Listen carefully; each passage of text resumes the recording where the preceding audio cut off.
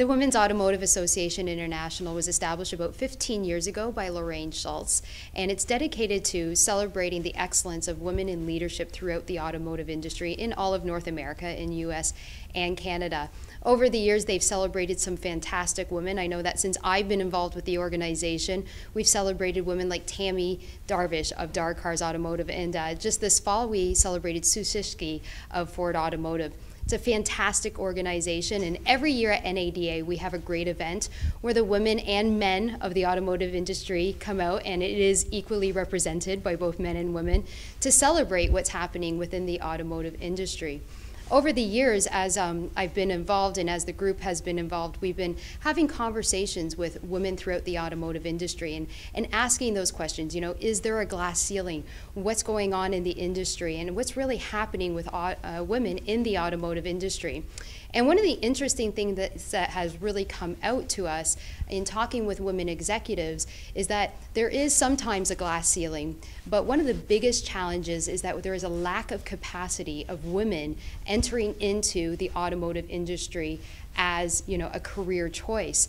And so, you know, what does that mean? As we're looking at that and researching that and having conversations, one CEO's conversation comes to mind who is a woman CEO doing supplying into the automotive industry, and she said to us, you know, the biggest challenge is I would love to hire other fellow women to be on my executive team, but the challenge is they just don't exist.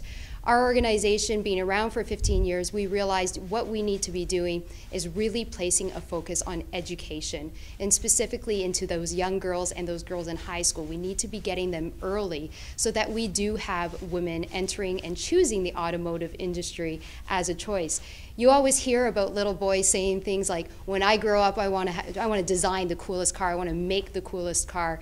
And we really don't hear that from women and young girls. And so what we want is those young girls to be saying that very thing. It is a challenge for schools and colleges right now. I called into one engineering program, and they informed me that out of all their students, they have one female engineer in the entire program. So we're excited this year at Women's Automotive Association International at our event on February the 5th at 6:30 at the San Francisco Intercontinental. We are going to be talking about the new focus for our organization. And that new focus is that we are going to be solely focusing on education. We will still be celebrating women and their fantastic achievements, but we're working with organizations out of Washington, D.C. We're working with a nonprofit off the West Coast. And together, we're going to really try to make an impact for those women and for those young girls and really get that happening in the industry. So we would invite everyone to come on out to this event. It's going to be exciting, and I really think it's going to be great things for the industry.